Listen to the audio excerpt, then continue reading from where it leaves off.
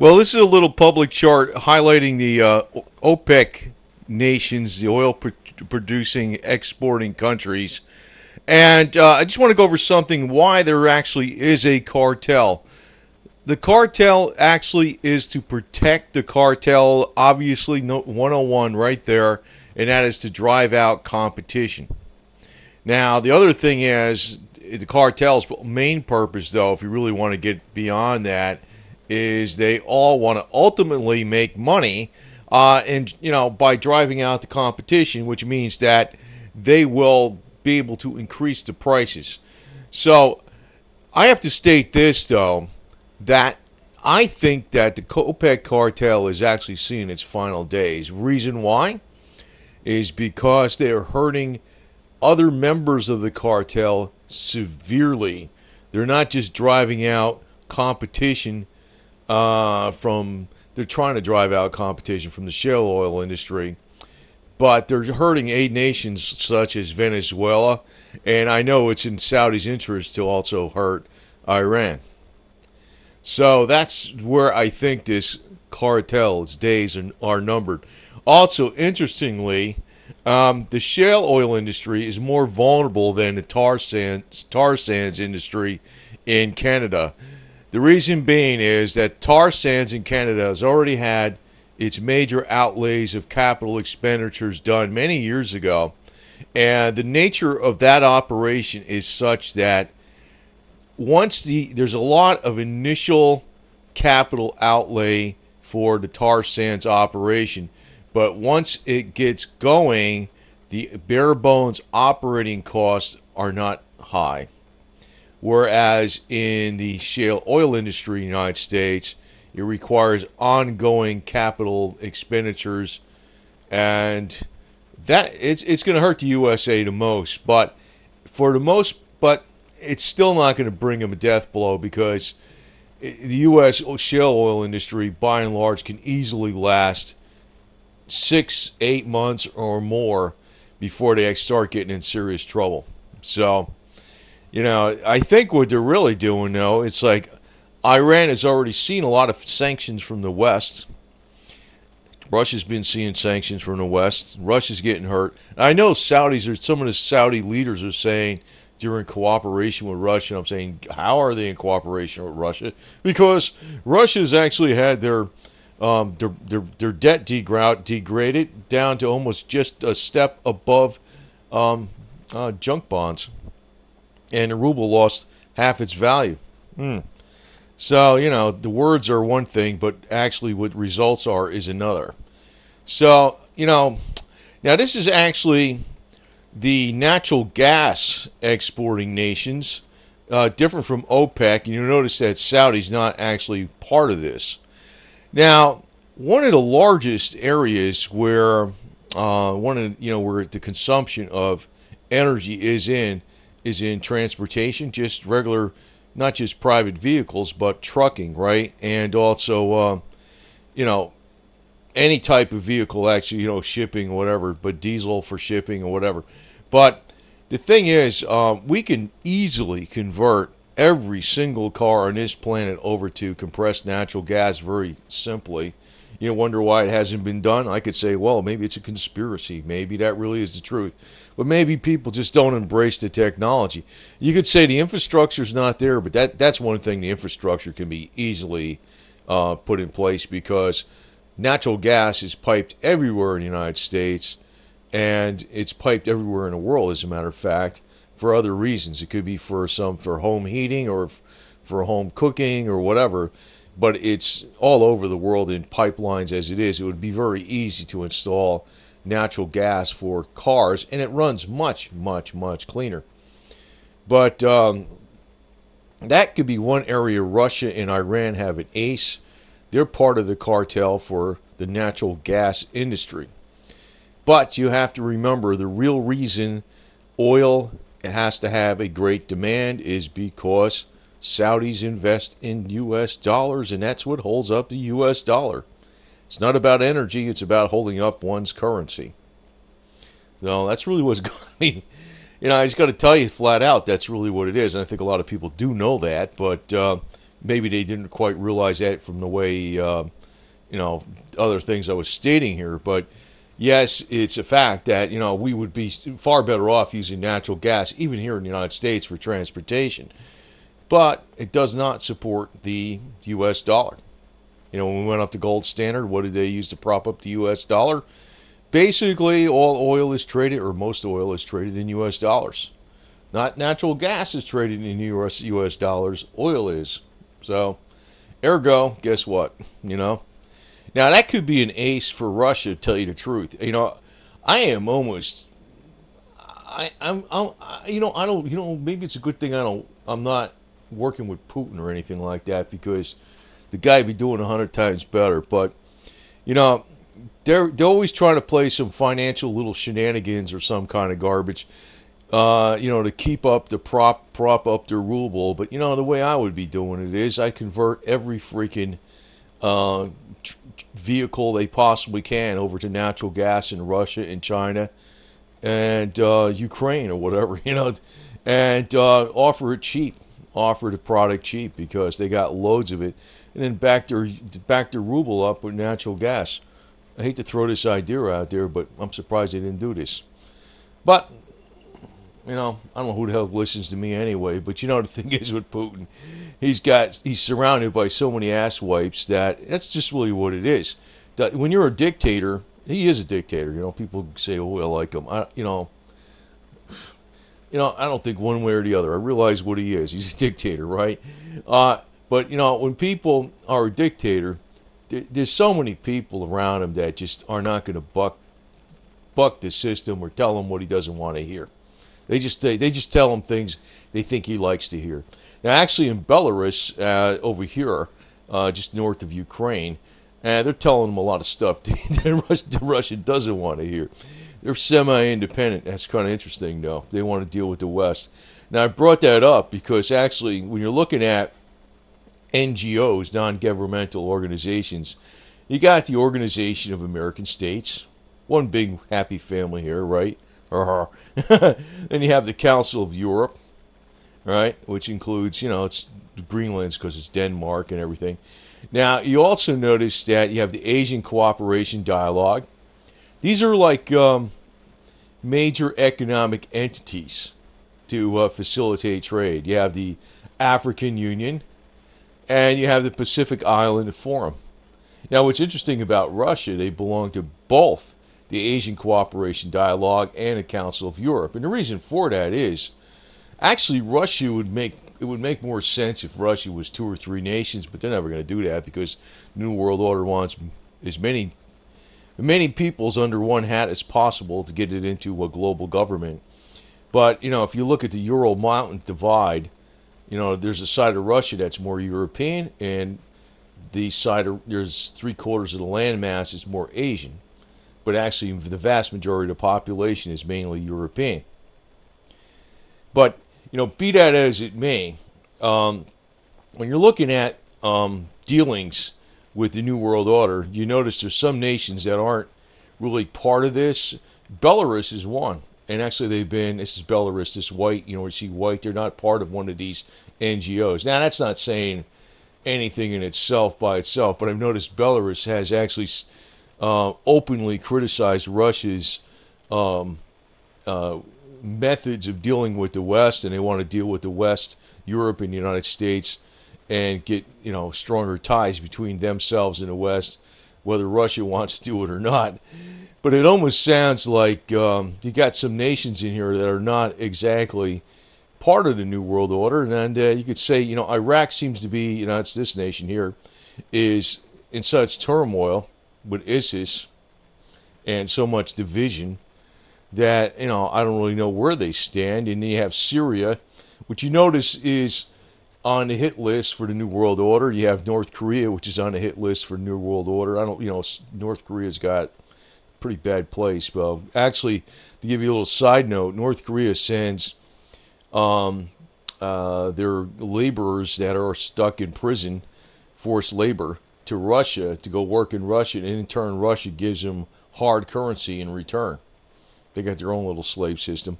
And also over here you have Jordan, Israel, Syria, and Iraq, they're not part of any of these major NGOs. Well, there's loads of NGOs, but these are like some of the very biggest economic groupings. It almost tells me that in Yemen also. It also tells me down here. It also tells me that you know they're probably far more independent than the New World Order wants them to be, and it also tells me that not only is North Korea on a hit list, Syria's on a hit list. I think the New World Order has it in for Israel too. Now, some people don't like Israel, but I can tell you right now, Israel is not the New World Order. No way in hell. That's a YouTube myth. A lot of people post that all the time. That they're, the New World Order is, protocols of Zion and all that garbage. That's a myth. Now all that stuff has just been. It's not a myth. I mean, it's actually been a manufactured lie by Israel's enemies. But there's some people are not buying into a lot of this New World Order stuff to the max, and they're actually in trouble with the New World Order. So anyway, but to get on to the point about the OPEC, there's been a number of attacks. Well, there's been a recent attack. Actually, 4 Saudis died, but one of them was actually one of the generals defending the border, a high-ranking general defending the border between Iraq and Saudi. So I'm going to say this. Any successful attack on Saudi oil refineries is going to easily send oil up fast. I remember a couple years ago they had a fake news story even. It wasn't even a real food news story. Probably one of these deals where it was one of them inside trade things or something. But they had an attack on an oil pipeline in Saudi. It was a fake. It wasn't even real. It was no attack. It didn't even occur. But they showed pictures in the news of flames and all this kind of garbage going up. And it caused the oil price to jump up the most it did in one day in years, even though it was a fake story. Any successful attack on Saudi's infrastructure of oil is going to cause the price of oil to go way up. Now, the thing is, they're also trying to, right now, Saudi's actually worried about this. So they're making, this is actually a public chart, they're making a new set of fences along the border with Iraq, just like, almost, I guess, along the same lines as they have with Yemen to the south. They're afraid of, infiltration from ISIS. But, this is the one thing I have to say about cartels, though, that really is just 101. Yeah, it's to drive out competition. But the thing is, you don't want to drive out the economic prosperity and destroy the economies of the OPEC members either. Look what's going on in Venezuela. They're probably going to have a total overthrow of the government over there. And look how long Iran has been hurting under the sanctions from the West. Now you're bringing the oil prices down to less than half. And you know what the Shiite-Sunni divide has been about for the last 600 years. Whereas, there's always been an animosity between Saudi and Iran. I mean, really, you could say it's to drive out competition, maybe the main goal, not to keep prices high. But then, the reason you're driving out competition is to make money.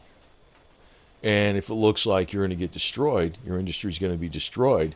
Well, I think that's the end of it. I think this really is the end of OPEC. It's through. This is the beginning of the end. And you never know that there's so many shrewd chess games going on. Maybe that's what the West wants too. It's like Saudi's actually being surrounded now by enemies. Think about it. They got enemies to the south, they got enemies to the east, they got enemies to the north. I mean, I just think Saudi's actually being isolated right now, and it's like the West can, any one thing that happens, it's like, that could be the setup from the Western elite. It could be. That's how I'm seeing it. I don't know if it's true or not. I didn't read this anywhere. I found that a lot of times when I just go with only what I think, I'm usually right. You know, but this is the more the border to the south, and with Saudi, and they have a lot of enemies. They're afraid. They've always had this problem. They've always had this problem. Now Saudi's defenses are very strong, but the thing is, if you're talking about any kind of interruption of oil prices or anything that happens, will send a super spike. Now, you want to look at this chart. This is actually a public chart, but it's I think it's a Wikipedia. It is a Wikipedia chart, but it's going back to well, let's just say it's going back to Civil War. Okay, and if we look back to the Civil War, look at the orange line, because actually this is in real 2008 dollars. This massive spike upward was due to warfare. And it's really during warfare that oil and copper are going to go like right through the roof, and therefore silver and gold. That's really what happens. And what I'm thinking now is this OPEC is on the ropes now, because it's almost like Saudi against everybody. It's Saudi against U.S., Canada, Russia, Iran, everybody. Venezuela. It's like they want to control the whole deal. I think they're creating a lot of enemies by doing this. Maybe the U.S. government urged them to do this to strangle Russia, and I know Saudi's saying they're in cahoots with Russia. They're not in cahoots with Russia, but I think they're being set up. They could be. I don't know. It could be.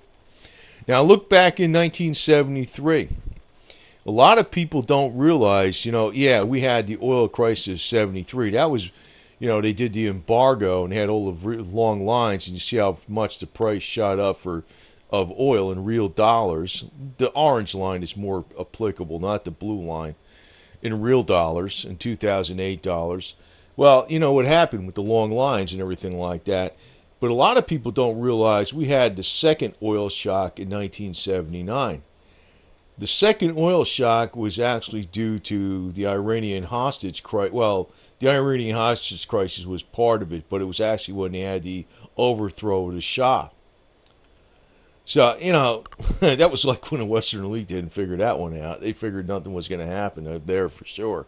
But, it's almost like that's why I think even with silver and gold, we might see a repeat where we have a mini shock in oil prices. My timing's off, but I think the basic principles are right. And then we have a pullback, and then we have another massive shock in oil prices. And then after that, there's going to be alternative energy, because it's going to actually kill necessity is the mother of all invention. If oil prices go up too damn high, once the average person gets involved in alternative energy, whether it's solar panels or whatever, that's going to be the end of it once it becomes commonplace.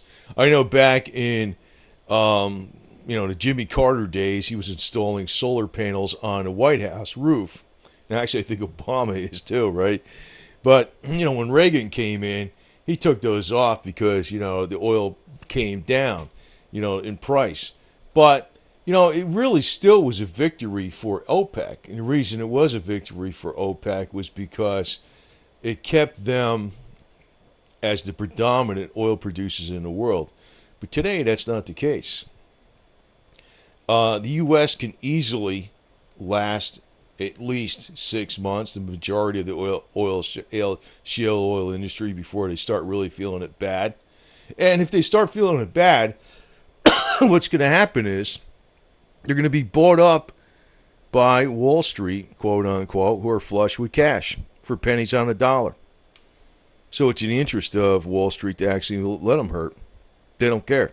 But Canada is still going to survive, because the tar sands capital expenditures have been done many years ago. They can run pretty low cost of extraction of oil in the tar sands operation.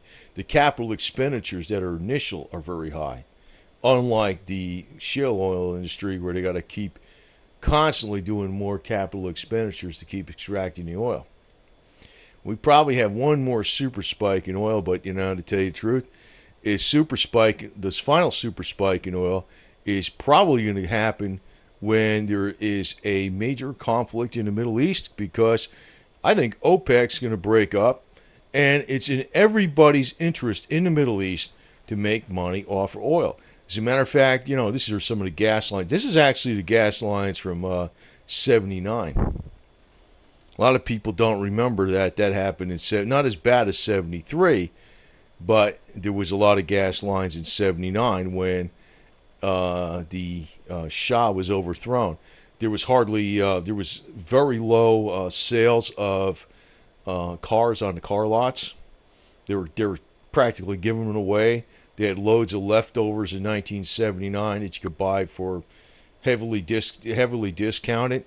That was the time when your gold and silver was going way the hell up through the roof. That's why you might find this happen again.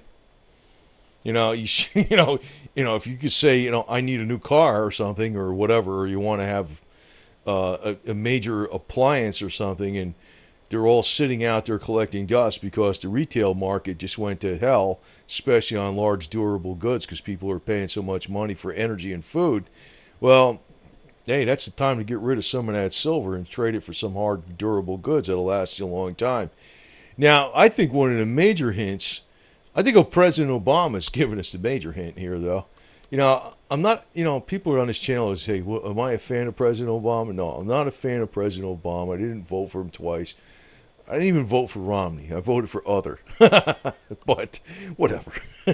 Like, that's going to do a lot of good. It just means I don't think like the majority, that's for sure. I voted for other. But, he says that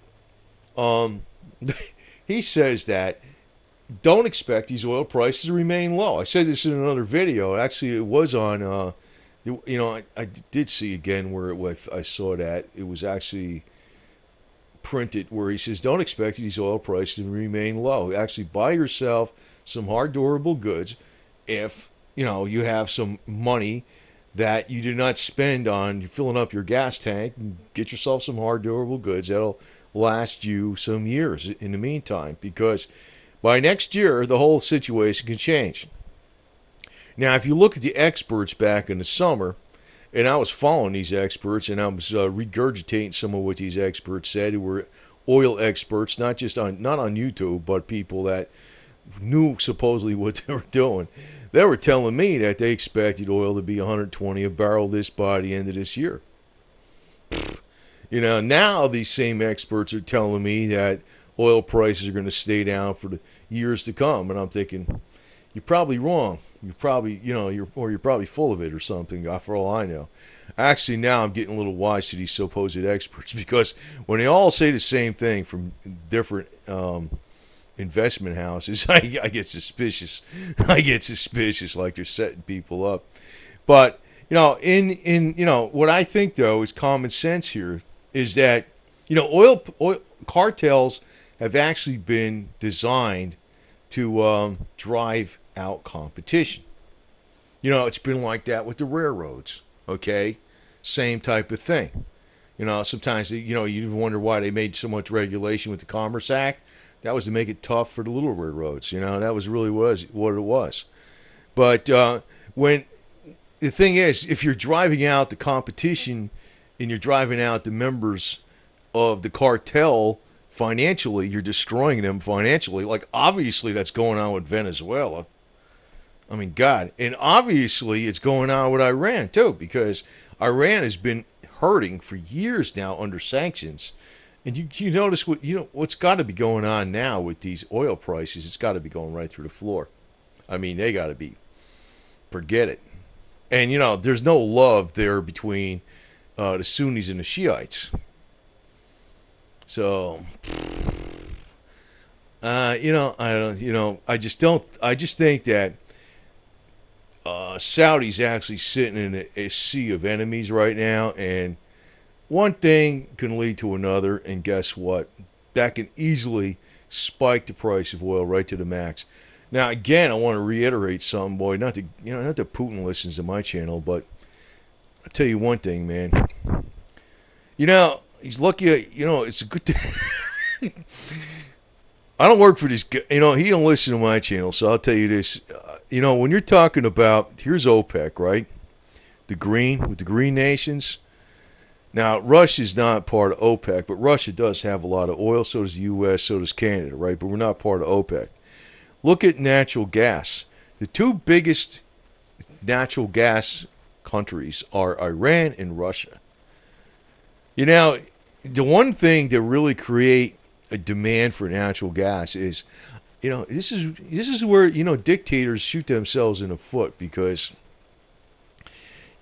it's almost like they could have been selling Russian-made natural gas conversion kits for cars in the West, in Europe, or in Europe, say, for instance, not threatening Europe with cutting off their natural gas. Hey, man, keep the freaking trade going. This is the problem with dictators who've got big heads, though, to tell you the truth. Keep the trade going. Keep the money flowing.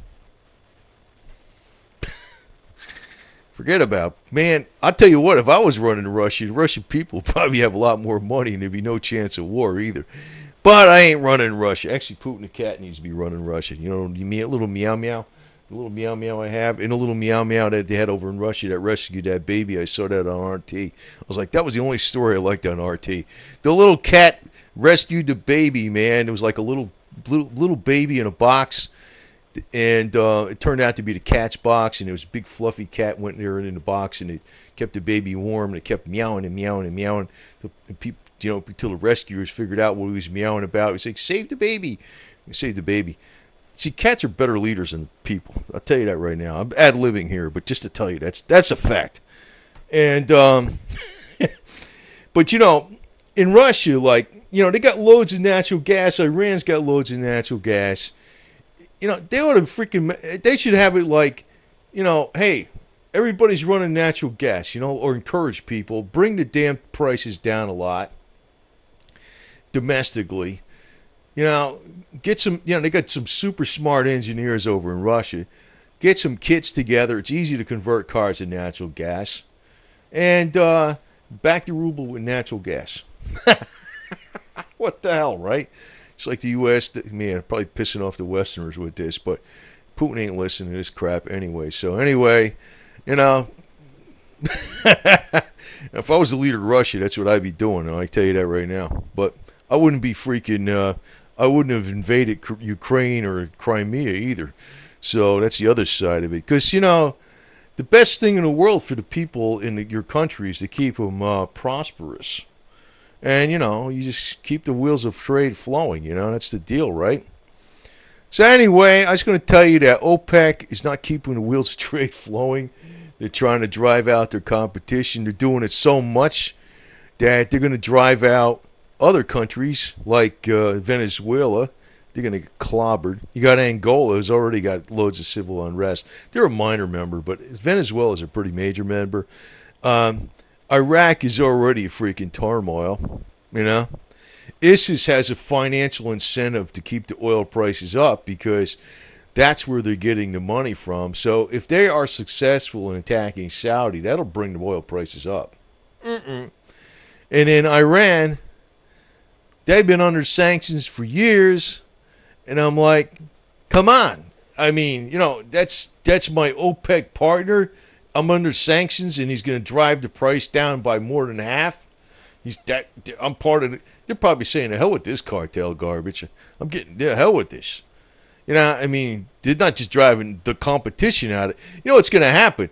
I'd say Canada and the U.S. and Russia will be able to outlast Iran. That's what's going to happen. I don't see how Iran is going to freaking say, the hell with this garbage. I think they are. I think this is the end of OPEC. I could be wrong, but, I'm not the crystal ball guru of everything here, but this is one time I'm going by moi, 110%. And I'm just putting myself in the shoes of these other OPEC members. I'd be like saying, I'm getting the hell out of this deal. You know what I mean? The hell with this. So, I think it's the end of OPEC, and when the end of OPEC comes, it's probably going to come due to a intramural strife, civil wars between nations, and that could temporarily drive the price of oil up to the roof, and gold, and silver, and the whole 9 yards. And you know what that's going to mean? That's going to make the 73 and 79 oil crisis look like nothing. So, but don't be afraid to take U.S. greenback dollars, because even if they are not as worth as much, say in the near future, even though the dollar's been strong so long, and it almost seems like it's going to go that way forever, the pendulum is probably swinging right now. I know the alternative media is going to tell you the dollar's going to zero, the sky is full. The dollar's not going to zero, man. The U.S. is not going to zero. The U.S. is not going to third world status.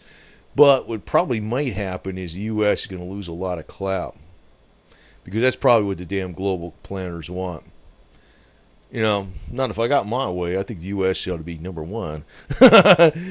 But, actually it would be smart if we get, I swear, I wish we had some good leader in Russia and better leaders in Europe. The guy that said it is European Union yo-yos. Because, we could do a lot better. But, it's not in anybody's interest when people fight. Not at all. Not in anybody's interest at all. So, what can I say? OPEC, your days are numbered.